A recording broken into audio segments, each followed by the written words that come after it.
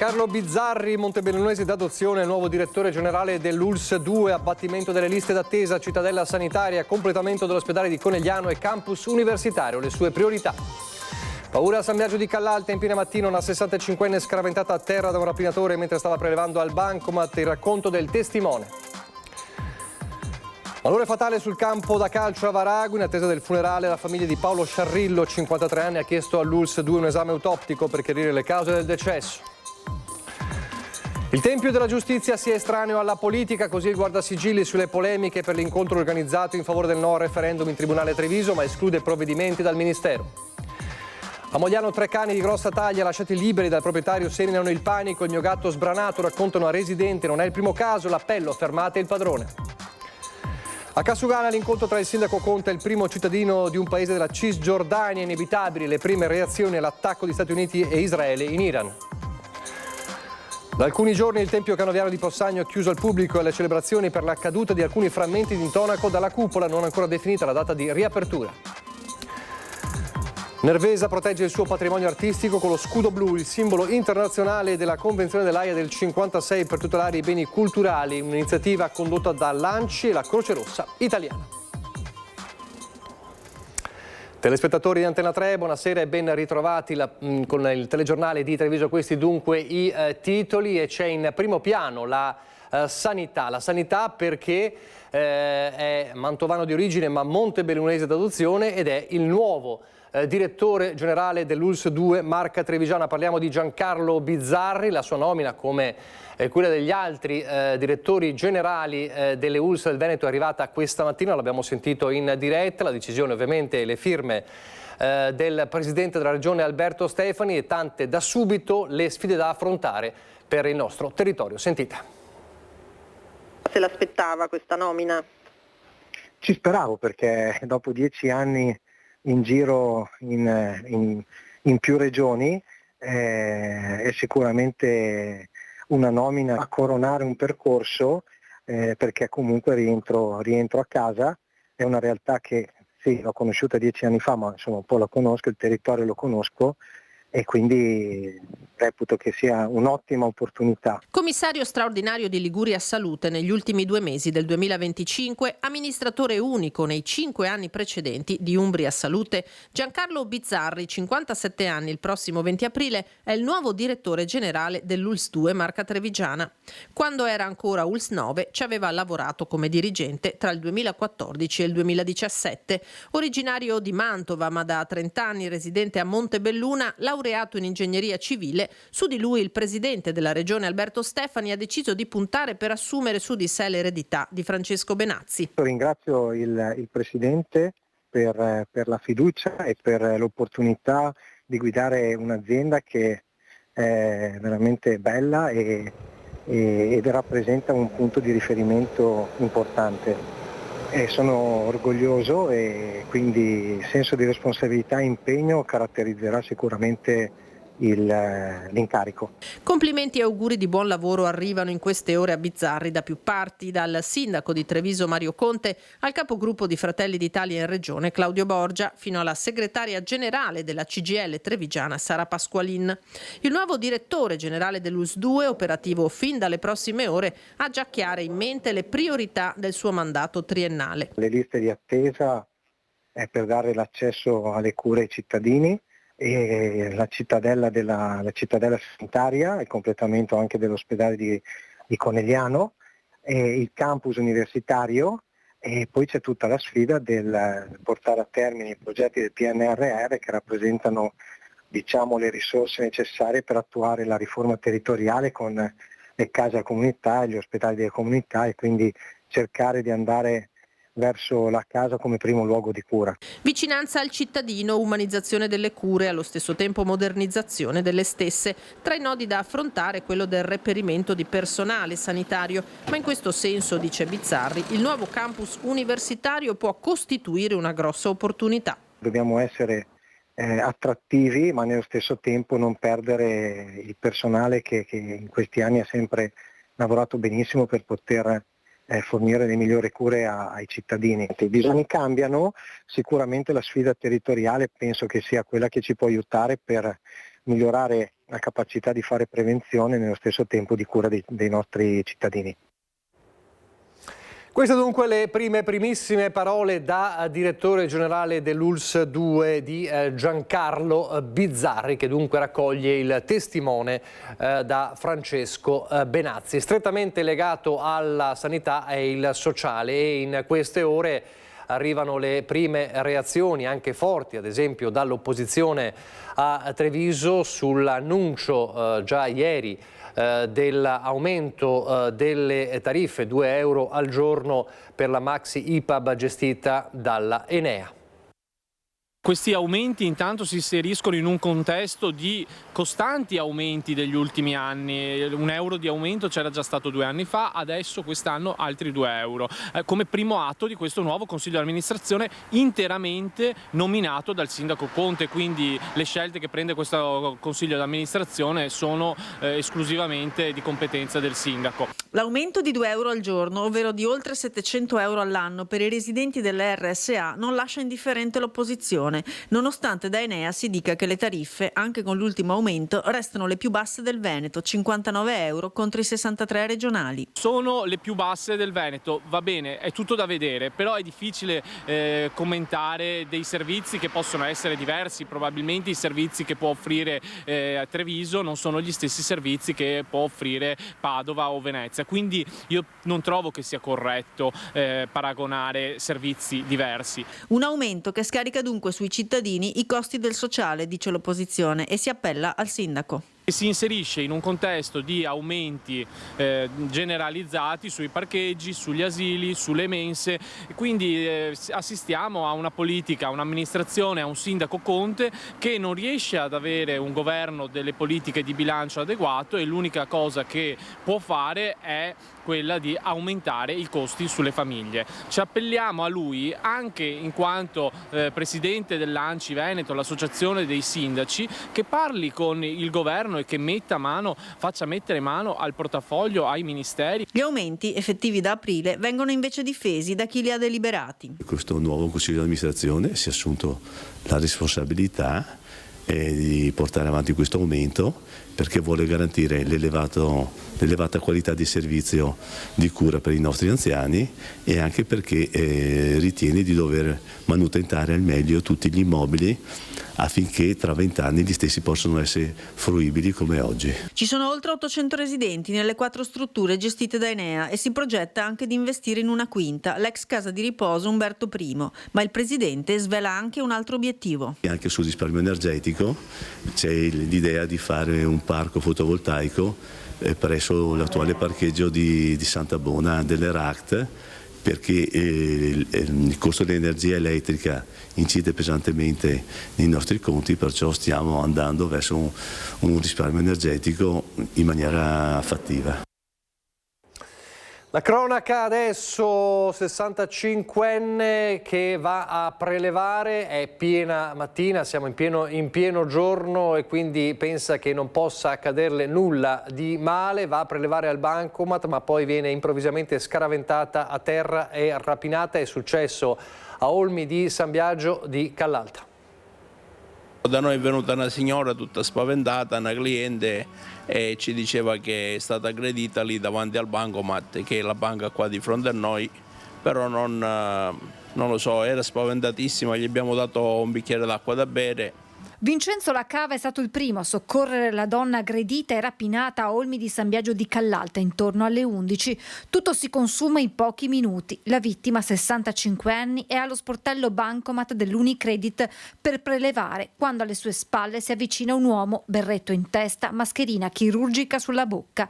Attende che venga digitato il PIN. Solo a quel punto il malvivente entra in azione, spintona la donna e si avvicina allo schermo, selezionando la cifra massima che si possa prelevare con un'operazione, 2.000 euro. La 65enne, nonostante lo spavento, si rialza e strappa con la forza il bancomat dalle mani del bandito, che riesce però ad impossessarsi del contante nel frattempo uscito dalla cassa automatica, allontanandosi poi a piedi verso la vicina farmacia e facendo perdere le proprie tracce. La donna invece chiede aiuto al negozio di ortofrutta di Vincenzo Lacava prima di presentare denuncia ai carabinieri, che adesso indagano per rapina aggravata. La pensionata non ha fortunatamente riportato ferite, ma il contraccolpo psicologico è molto forte. Mia madre, racconta il figlio, è molto provata, è ancora sotto shock. E sotto shock, ormai l'abbiamo raccontato anche ieri, l'intera comunità di Varago di Macerata per la morte di Paolo Sciarrillo, stroncato, l'abbiamo raccontato proprio ieri con Christian Arboit, da un malore mentre si allenava con gli amici al campo di calcio. Ieri sentivamo la commozione degli amici che hanno tentato di tutto pur di salvarlo, e in attesa dei funerali la famiglia ha richiesto all'ULSS 2 un accertamento diagnostico per chiarire le cause del decesso, perché infatti Sciarrillo, che non aveva problemi di salute, aveva ottenuto il certificato di idoneità sportiva. In base a quanto deciderà l'azienda sanitaria nelle prossime ore sarà poi fissata la data delle esequie. L'accertamento diagnostico dovrebbe essere eseguito martedì. Intanto l'Amatori Varago ha deciso di interrompere in segno di lutto l'attività sportiva di tutti i suoi tesserati almeno fino al giorno delle esequie. Questa mattina l'abbiamo visto in diretta a Spresiano, c'era il ministro della giustizia Carlo Nordio per incontrare i cittadini, per discutere anche del suo nuovo libro sulla giustizia e per parlare ovviamente della riforma della giustizia. Inevitabili le domande sulla polemica di questi giorni, ovvero l'incontro organizzato dall'Associazione Nazionale Magistrati in Corte d'Assise in Tribunale a Treviso, che ha scatenato davvero furenti polemiche. Sentiamo intanto cosa ha detto su questa vicenda.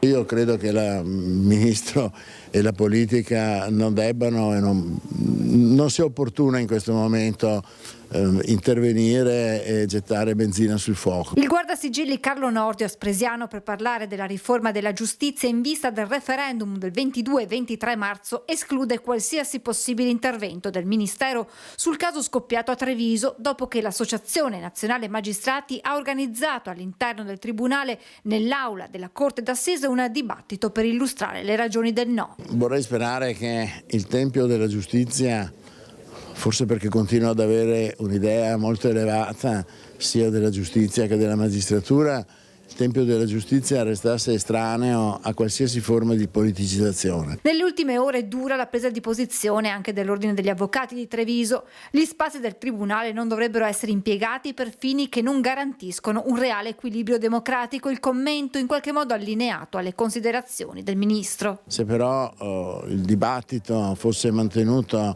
in termini tecnici e con uguale rappresentanza di entrambe le parti, trattandosi di un argomento che interessa la giustizia, non vedrei nulla in contrario, però purtroppo gli esempi che abbiamo avuto non tanto a Treviso quanto in altri palazzi di giustizia, ultimo quello di Reggio Calabria, ci dicono che le cose non stanno andando così.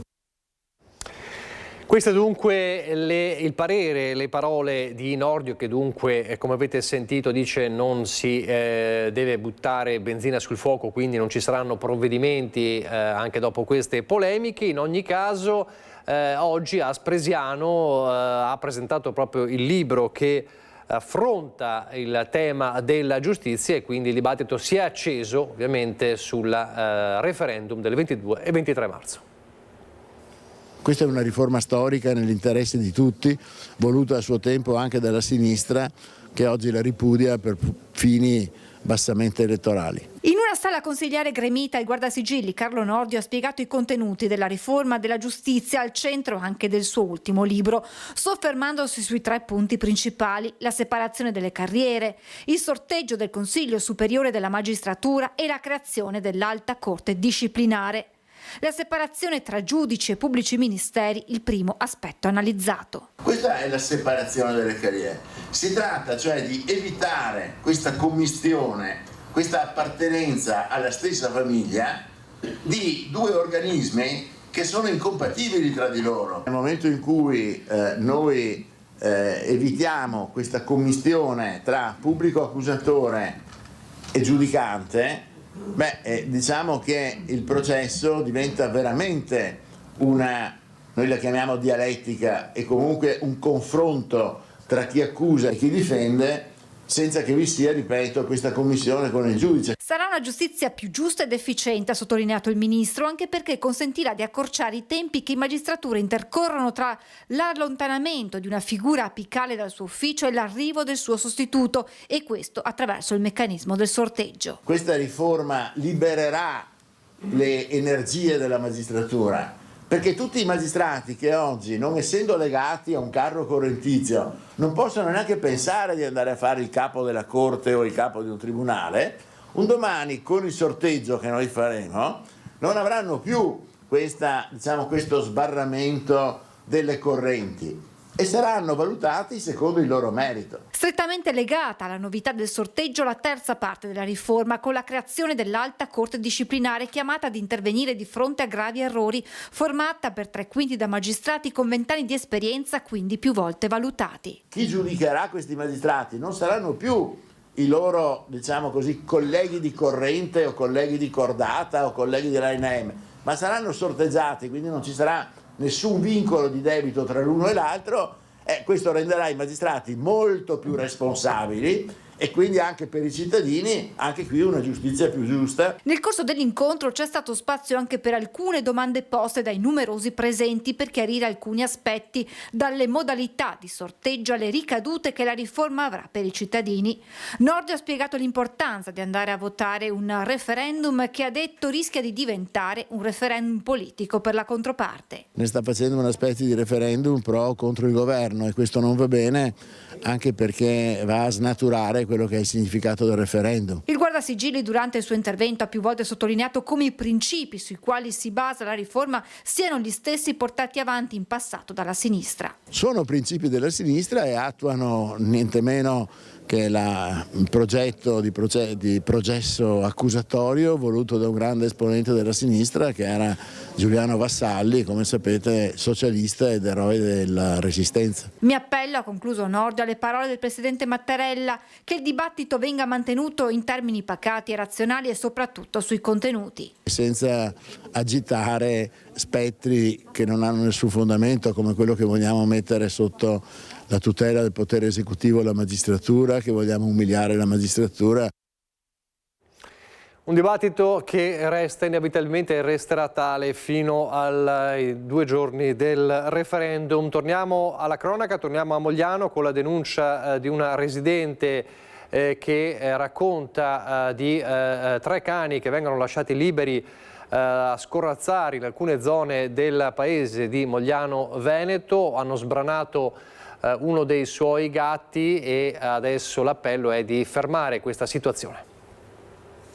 Il 14 di gennaio io ero qui che stavo raccogliendo l'erba per i miei porcellini d'India e purtroppo uno dei miei gatti mi ha seguita, ma è rimasto, siccome io venivo da sud, è rimasto di là del canale, non è venuto di qua da me. A un certo punto ho visto arrivare da di là 2 cani di grossa taglia e dietro a loro il proprietario, un uomo corpulento. Dopo qualche minuto dall'aver visto arrivare i 2 cani e poi il terzo, ha visto anche il suo gatto aggredito da uno di questi. 3 cani liberi, senza collare o guinzaglio, a Zonzo in via Ragusa, una zona molto frequentata da persone che passeggiano o fanno sport. A un certo punto uno dei 2 cani, quello grigio e nero, si è accorto del gatto dall'altra parte del canale, al che ha preso la picchiata verso il ponte, ha attraversato il ponte e è andato verso il gatto, il quale si è accorto, ha iniziato a scappare, ma purtroppo ovviamente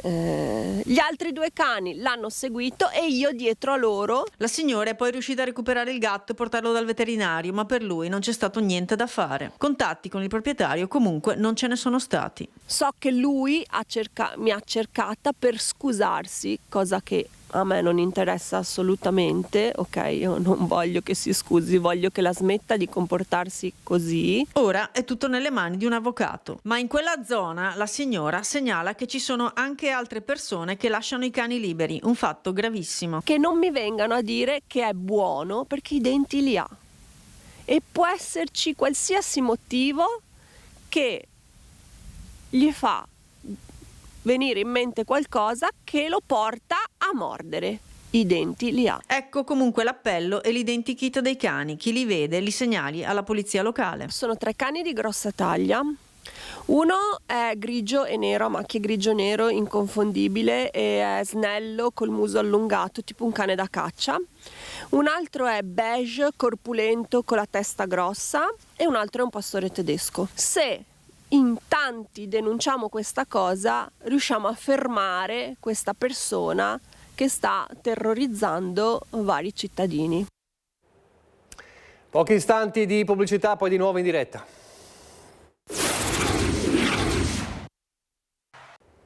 Di nuovo in diretta con il telegiornale di Treviso. Questa mattina il sindaco Mario Conte ha accolto a Treviso Ellis Iseid, il sindaco di Beit Shaur, città palestinese della Cisgiordania, che ha ricambiato la missione istituzionale in Israele, nei territori palestinesi, che era stata promossa lo scorso gennaio dalla Camera di Commercio di Treviso Belluno Dolomiti per un'esperienza di nuove prospettive di collaborazione e confronto. E questo incontro a Kassugan è arrivato proprio nel giorno in cui c'è stato l'attacco di Stati Uniti e Israele all'Iran. È inevitabile ovviamente le reazioni anche per quello che potrebbe accadere in quei territori. Youssef Kumseya mostra la app che segnala il livello di allerta e di pericolo sul territorio israeliano. Ogni puntino rosso è un punto di probabile caduta di un missile lanciato in queste ore dall'Iran. Da questa mattina, dice, la app suona ininterrottamente. Lui ed Elias Iseid, il sindaco di Beit Sahur, cittadina della Cisgiordania vicino a Betlemme, fanno parte della piccola delegazione che è venuta in visita a Treviso, ricambiando la visita della delegazione trevigiana di gennaio scorso. Siamo tristi, abbiamo paura, ci dispiace enormemente. Questo attacco significa che la regione attraverserà ancora un lungo periodo di guerra. L'obiettivo della missione è stato quello di provare ad aprire una via commerciale per sostenere le popolazioni duramente colpite da questi anni di guerra. Oltre ai morti e ai feriti, il turismo si è fermato e la disoccupazione è salita fino all'80%. Stanno tentando di distruggere tutto, accordi, società, civiltà, ma i palestinesi ora hanno bisogno di ponti, di sedersi attorno a un tavolo e discutere. Senza la reale volontà dei grandi della terra per costruire la pace e non per distruggere, ha proseguito il sindaco, non avremo sicurezza e nemmeno ritorno alla vita normale. Per questo dobbiamo allacciare rapporti come quello di oggi, per vivere e per resistere. Il sindaco è un arabo cristiano, il paese, la città che rappresenta, ha un numero di cristiani molto molto alto, migliaia di cristiani che vivono un'ulteriore difficoltà in quella situazione. Uno dei primi progetti che potrebbe avviarsi è quello con una cooperativa di donne incontrate durante il viaggio, donne che la Camera di Commercio palestinese ha messo al vertice della ripartenza economica del paese. Credo che un progetto di questo tipo sia arricchente per tutti e sia un grande valore aggiunto. Ne stiamo parlando adesso con le colleghe sindache e magari coinvolgendo qualche associazione di categoria, cercare appunto di creare dei progetti in questo senso. Abbiamo in mente già alcune cose di rapporti tra le scuole, in modo tale che una classe possa dire io ho un amico a Betlemme. E un'altra idea è di portare dei ragazzi delle superiori nel nostro istituto superiore del turismo di Belluno, 2 all'anno, perché loro devono investire su figure professionali che fanno l'accoglienza turistica. E un'altra idea, come veniva fuori oggi, è di far lavorare le donne, quindi fare progetti di cooperazione nel settore dell'imprenditoria femminile. Noi a Treviso abbiamo un bel comitato di imprenditoria femminile, vediamo se riusciamo a fare qualcosa di utile per noi e anche per loro. È stata l'occasione giusta per portare la vicinanza dei territori a quelle popolazioni che sono vittime della guerra e lo sono tuttora, visto quanto sta succedendo proprio in queste ore. E oggi c'è stato questo ricambio di saluti istituzionali con il sindaco che è venuto a trovarci, a salutarci, e per noi è stato davvero un momento di grande emozione. Da Treviso, Nervesa della Battaglia, le guerre fanno tante vittime e tra le vittime ci sono anche i monumenti, ovviamente, ci sono le vittime collaterali, il patrimonio artistico che sotto i bombardamenti viene polverizzato. A Nervesa della Battaglia l'iniziativa dello scudo blu per proteggere il patrimonio artistico, è un simbolo internazionale della Convenzione dell'Aia del 1956 per tutelare i beni culturali, un'iniziativa condotta con l'ANCI e con la Croce Rossa italiana. Uno scudo per la cultura, uno scudo per proteggere il proprio patrimonio artistico e la propria memoria storica. Nervesa della Battaglia è all'avanguardia nella campagna della Croce Rossa italiana e dell'ANCI, che proprio con la posizione di questo scudo bianco e blu mette un punto fermo a tutela dei tesori architettonici. Noi siamo riusciti ad averne due, proteggere quindi la sede municipale e anche l'abbazia di Sant'Eustachio, che è un altro sito che ci dà grande orgoglio, quindi insomma siamo molto felici di questo risultato. Lo scudo blu è un emblema riconosciuto a livello internazionale, nato dalla Convenzione dell'Aia, firmata il 14 maggio del 1954 da 37 nazioni, tra cui l'Italia. Si volevano predisporre in tempo di pace le azioni necessarie a prevenire i rischi legati ai conflitti armati a tutela dei beni culturali. Per noi è la protezione dei diritti umani, è il rispetto delle regole durante i conflitti armati e soprattutto si interseca perfettamente dentro quello che è il nostro diritto internazionale. Nel momento in cui questo scudo è stato affisso, in caso che non succeda mai, ma in caso di conflitto armato o in caso di rappresaglia, la distruzione di questo bene che è stato scudato oggi sarebbe una violazione del diritto internazionale, quindi di competenza della Corte Penale Internazionale. La Convenzione dell'Aia nacque sulla scia della distruzione provocata dal secondo conflitto mondiale, una distruzione che a Nervesa si era già consumata verso la fine della Grande Guerra, quando il paese fu letteralmente travolto dalla cosiddetta battaglia del solstizio. Tra il 15 e il 24 giugno 1918 quasi 2 milioni di uomini combatterono lungo il Piave su una linea del fronte di oltre 100 chilometri.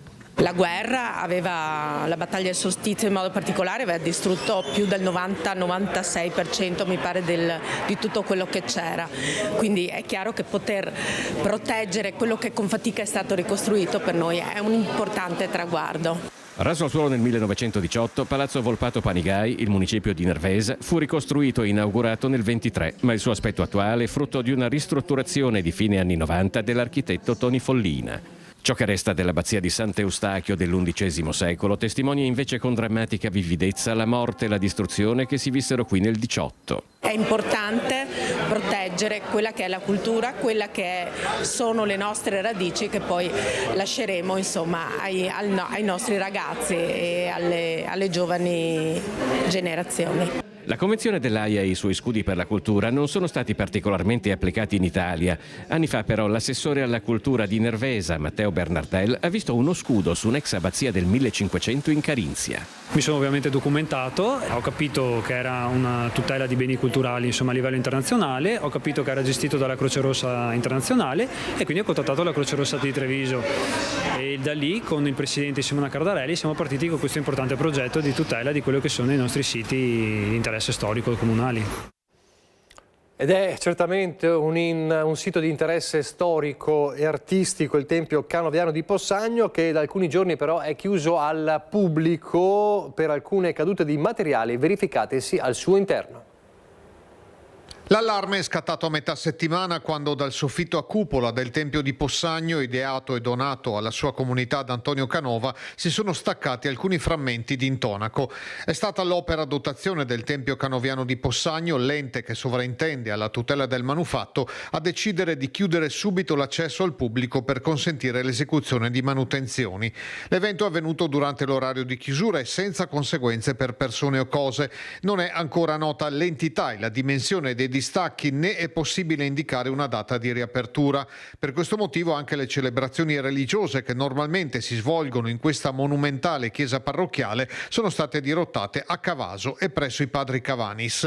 Nei prossimi giorni, fanno sapere le autorità, saranno avviate indagini approfondite col supporto di professionisti e restauratori qualificati. L'area interessata dalla caduta è stata subito messa in sicurezza. Il divieto di ingresso è stato deciso come misura cautelativa per consentire tutte le verifiche tecniche necessarie. Il tempio, strettamente legato anche per le visite dei turisti alla vicina casa natale di Canova con la gipsoteca, potrà essere ammirato per un po' solo dall'esterno. E da Possagno andiamo a Valdobbiadene per parlare della 3 giorni della fiera di San Gregorio con oltre 300 espositori in arrivo. Innovazione, sostenibilità e dialogo generazionale saranno le parole d'ordine dell'edizione 2026 dell'antica Fiera di San Gregorio, a testimonianza di una manifestazione che, pur fedele alla tradizione, ha lo sguardo rivolto al futuro. Un futuro promettente, se è vero che quest'anno la Fiera di San Gregorio supera abbondantemente i 300 espositori, un'adesione talmente massiccia che al comune di Valdobbiadene si inizia a pensare alle contromisure. Le richieste di espositori a vario titolo sono sempre maggiori e per soddisfarle stiamo valutando per il futuro, se è possibile, trovare delle ulteriori aree, ma questo è un bel segnale perché la Fiera di San Gregorio sì, è una 3 giorni di festa, di divertimento, di incontri, ma è soprattutto lavoro per gli oltre 300, quasi 350 espositori, dall'agricoltura all'enologia, all'artigianato, alle piccole produzioni locali. Uno dei motivi conduttori della manifestazione è la creazione di sinergie. I problemi del settore sono comuni a tutti ed è per questo che Valdobbiadene vuole dare un forte segnale di unità, coinvolgendo gli attori chiave del comparto a partire dalle associazioni di categoria, Coldiretti, CIA e Confagricoltura. È molto importante fare rete, è molto importante confrontarci su temi diversi perché l'agricoltura oggi non è solamente andare in campo, è sostenibilità, aspetti economici, giovani, i problemi del mercato, per cui è molto importante parlarci, questa è l'occasione per farlo. Per questo, oltre alle tradizionali esposizioni meccaniche e alle casette dei prodotti tipici, anche quest'anno ci saranno tavoli di approfondimento. Su un nuovo orizzonte, un nuovo parassita che sta cercando di tagliare i nostri vigneti, fatto in associazione, perché il problema è unico, con tutte e 3 le associazioni di categoria e il consorzio di tutela Conigliano Valdobbiadene per quanto riguarda la cuciniglia. Poi avremo un altro convegno per quanto riguarda le piccole produzioni locali, che anche qui ci sono degli adeguamenti legislativi e quindi sarà incentrato sulla nuova etichettatura. Agricoltura, artigianato, sostenibilità, ricambio generazionale, burocrazia, cultura. Sarà un approccio molto ampio quello della 3 giorni della Fiera di San Gregorio, a partire da sabato 7 marzo. E sabato alle 14:30 da Piazza Marconi partiremo per la passeggiata col sindaco, attraverseremo le vie proprio per far vedere a chi verrà a camminare tutte le attività, gli intrattenimenti che ci sono lungo la fiera, però insomma, come è stato oggi detto, faremo anche qualche riva, qualche pendenza per far capire la fatica che c'è nel lavorare quotidianamente i vigneti sulle nostre colline. Adesso noi andiamo nel Bellunese.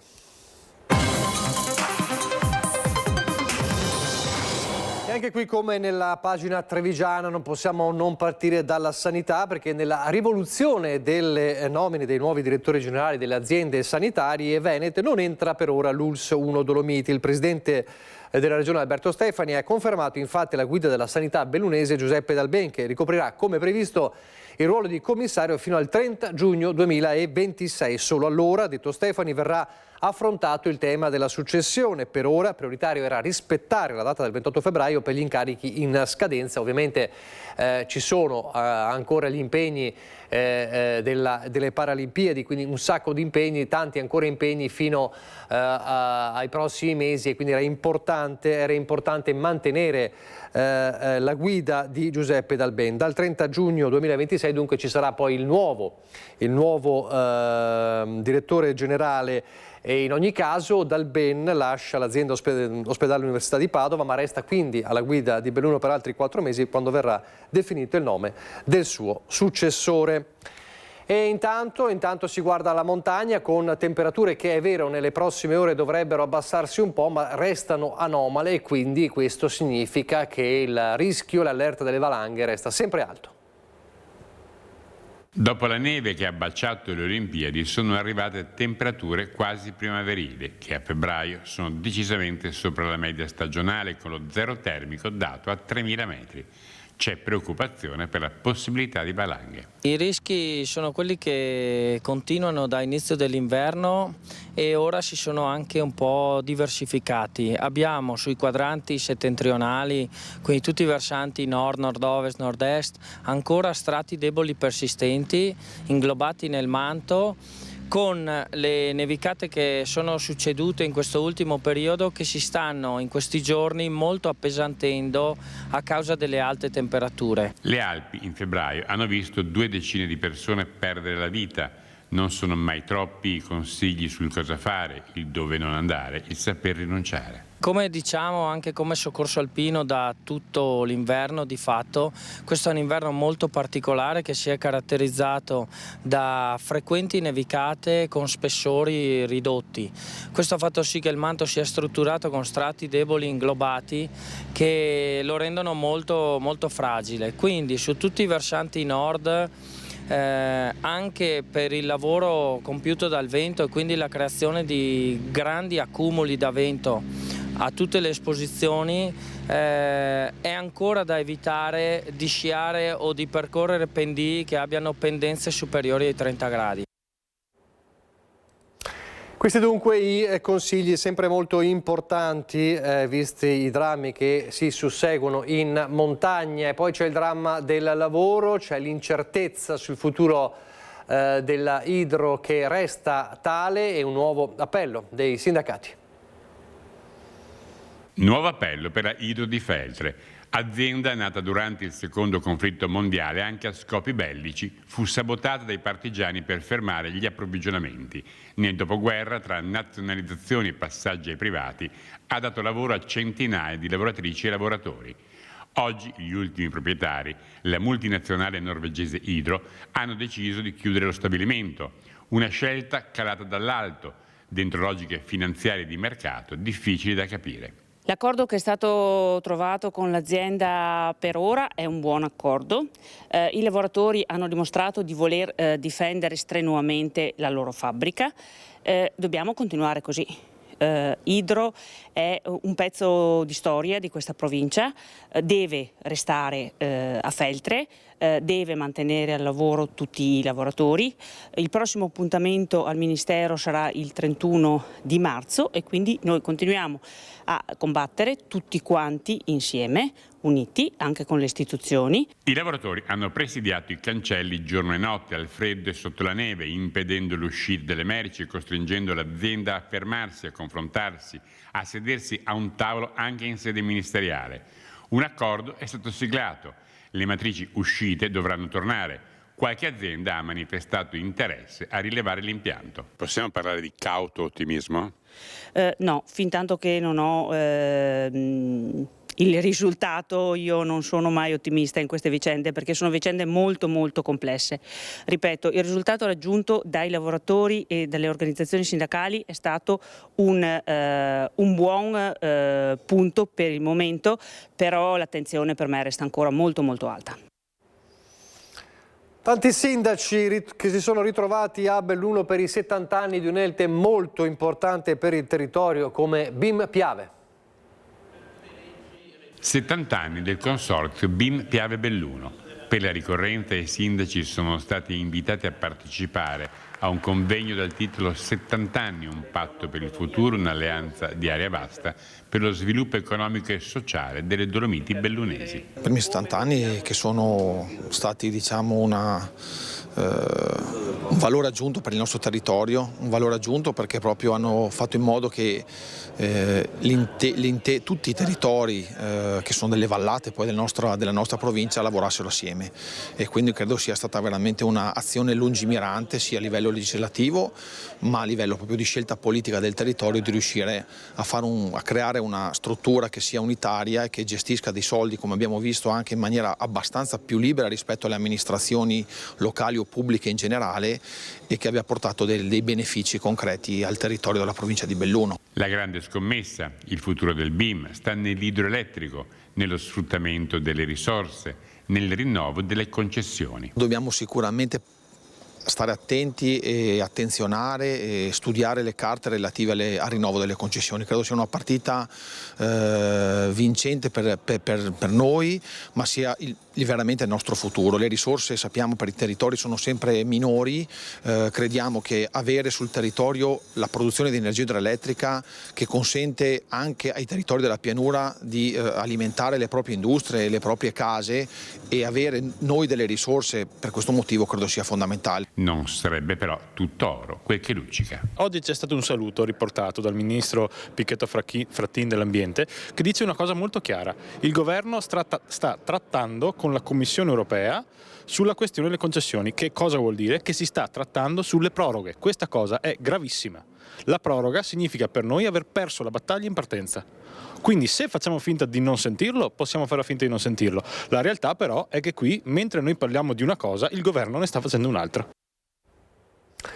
E noi ci salutiamo, ci fermiamo qui, grazie per averci seguito, vi lascio al meteo, arrivederci.